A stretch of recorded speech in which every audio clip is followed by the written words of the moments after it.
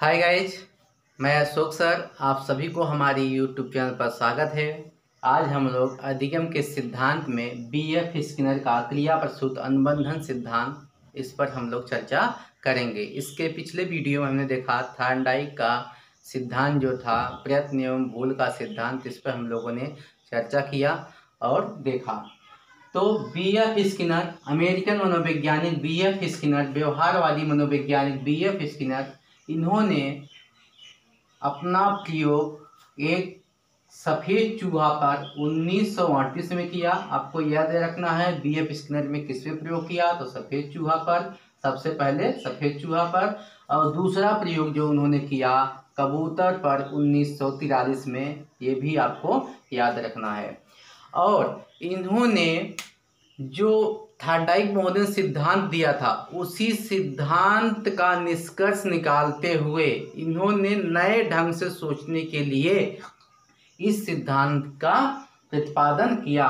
और उसी में देखा कि प्राणियों के अंदर दो प्रकार के व्यवहार पाए जाते हैं, एक प्रतिक्रियात्मक व्यवहार और दूसरा एक क्रिया प्रसूत का व्यवहार। प्रतिक्रियात्मक व्यवहार का मतलब ये, जैसे आप कमरे में सोए हुए हैं, ठीक है, अंधेरा है कमरे में, अचानक लाइट जल जाती है, यानी अचानक लाइट जल रही है तो आप तुरंत उसके बदले क्या करें, क्रिया, तुरंत आपकी आंख खुल जाएगी। तो वो है प्रतिक्रियात्मक व्यवहार, यानी उद्दीपक की देन होती है, उसमें उद्दीपक का महत्व, उद्दीपक को देखकर आप उसके प्रति व्यवहार करना प्रारंभ कर देंगे। और दूसरा क्या होता है, क्रिया प्रसूत व्यवहार, ऑपरेंट बिहेवियर, ये स्वेच्छा पर होता है, इसमें उद्दीपक की कोई देन नहीं होती है। यानी आप जो कार्य करने से आपको संतुष्टि मिलेगी, जिसमें आपको पुनर्बल मिलेगा, जिसमें आपको सफलता मिलेगी, वो आप स्वयं करना चालू कर देंगे। और जिस कार्य में आपको सफलता नहीं मिलेगी, उस कार्य को करना प्रारंभ नहीं करेंगे। आपको ये भी ध्यान में रखना है कि जो बीएफ स्किनर का सिद्धांत ये है, ये थॉर्नडाइक के जो मुख्य नियम है, मुख्य नियम में जो तीसरा नियम प्रभाव का नियम है, उसी के आधार पर ये है। उन्होंने, ये स्किनर महोदय ने, ये जो क्रिया प्रसूत व्यवहार है, ऑपरेंट बिहेवियर है, इसी के आधार पर ये सिद्धांत दिया है, इसको ही माना, क्योंकि उन्होंने माना कि क्रियाओं पर अधिक बल दिया है, इसीलिए इसका क्रिया प्रसूत व्यवहार कहा गया है। और उन्होंने ये कहा कि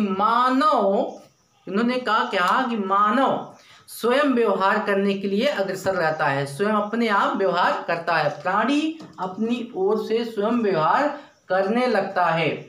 उन्होंने जो पहला प्रयोग किया है किस पे, सफ़ेद चूहे पर, तो सफ़ेद चूहे को एक 12 इंच का बॉक्स था, जिसे स्किनर बॉक्स कहा जाता है।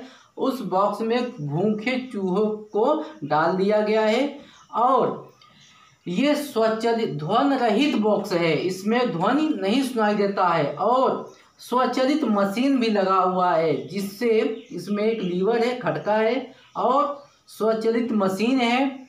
इस लीवर को दबने से स्वयं ऑटोमेटिक भोजन आ जाएगा, कुछ दाने आ जाएंगे, जिससे चूहा खाकर अपनी भोजन को प्राप्त कर लेगा। तो ये क्या करता है, अनुक्रिया करता है, चूहा अनुक्रिया करता है उसमें अपने आप, यानी इससे भोजन उद्दीपक दिखाई नहीं दे रहा है, ये अनुक्रिया कर रहा है। अनुक्रिया करने के बाद अचानक जब इस पे पैर पड़ता है, उसका हाथ पड़ता है, तब उसे क्या मिलता है, भोजन, ऑटोमेटिक दाने आ जाते हैं, इसमें मिल जाते हैं, तो खाता है। यानी उद्दीपक जो है, उद्दीपक की भूमिका कम होती है, ये अनुक्रिया कर। उसके बाद इन्होंने क्या कहा कि उद्दीपक का ही दूसरा नाम कह दिया पुनर्बलन। उद्दीपक उन्होंने क्या कहा कि पुनर्बलन है, यानी जब कोई ये अनुक्रिया कर रहा है, अनुक्रिया करने के बाद उसे तुरंत अगर भोजन मिल गया तो इसे क्या, पुनर्बलन मिल गया। इन्होंने ये माना कि उद्दीपक का देन नहीं, उद्दीपक का महत्व नहीं है, बल्कि क्रिया का महत्व है, यानी जिस कार्य को करने से उससे सफलता मिलती है, उसे भोजन की प्राप्ति मिलती है, वह उसे स्वयं दोबारा करेगा, उनका यही मेन है। उन्होंने इसीलिए अपने सिद्धांत का नाम क्या रखा, आर्यस थ्योरी। आर्यस थ्योरी यानी रिस्पॉन्स स्टिमुलस थ्योरी। या रिस्पांस स्टिमुलस बॉन्ड, या उन्होंने पहले थार्नडाइक महोदय ने क्या रखा था ESR और इन्होंने क्या किया RES। ये भी आपको याद रखना है, यही कंफ्यूज करता है आपको कि RES थ्योरी किसकी है तो स्किनर महोदय की, और अगर ESR थ्योरी रहेगी तो थार्नडाइक महोदय की। ये अनुक्रिया जो होती है परिणाम स्वरूप होता है, जो अनुक्रिया होती है ये क्या परिणाम स्वरूप होता है, क्योंकि यदि ये इस पे पैर रखेगा, इसे भोजन की प्राप्ति नहीं मिलेगी तो ये दोबारा नहीं करेगा उस कार्य। अगर इस पे पैर रखने से भोजन की प्राप्ति मिल जाती है तो ये करेगा। बाद में धीरे धीरे अंत में क्या हुआ कि जब इसे बॉक्स में डाला गया तुरंत लीवर को खटका दबाना सीख गया, तुरंत इसे मिल गया। यानी कहते हैं कि जब इसमें अगर कक्ष में बालक जब कोई अच्छा कार्य करता है तो तुरंत ही उसे पुनर्बलन दिया जाए, तुरंत ही, उसे देर न किया जाए बल्कि उसे तुरंत दिया जाए पुनर्बलन, ताकि वो उस कार्य को करने के प्रति वो सचेत हो जाए। और ये भी याद रखना है कि उन्होंने ये बताया कि बालक हमेशा सक्रिय होना चाहिए, यानी अनुक्रिया करता हमेशा सक्रिय होना चाहिए, तभी वो सीख पाएगा।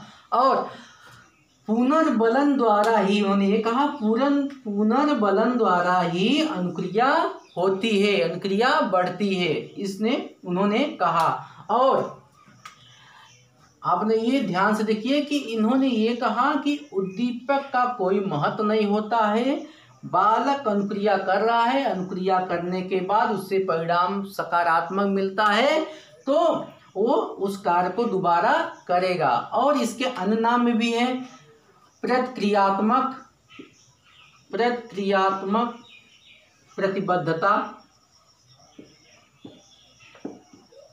प्रतिबद्धता का सिद्धांत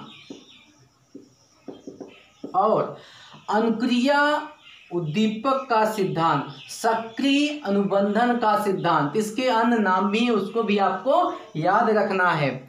और आप लोग को और दूसरा जो इनका था कबूतर का, उसको भी आप लोग देख लीजिए।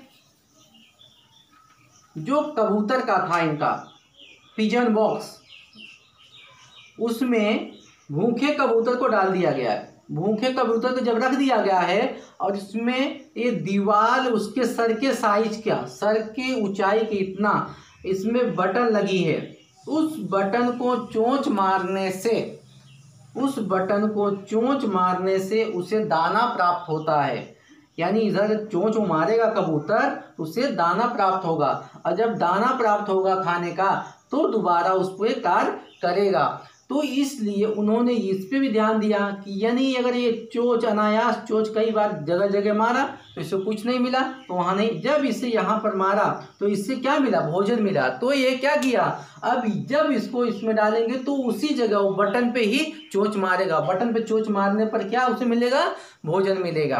तो ये ध्यान रखना है आपको। इसमें सबसे ज्यादा ध्यान रखना है कि इन्होंने प्रयोग चूहे पे जो किया है 1938 में सफेद चूहे पे किया है, ठीक है। और जो थार्नडाइक का प्रभाव का नियम था उस पे ही यह सिद्धांत आधारित है। आज के लिए बस इतना ही, धन्यवाद।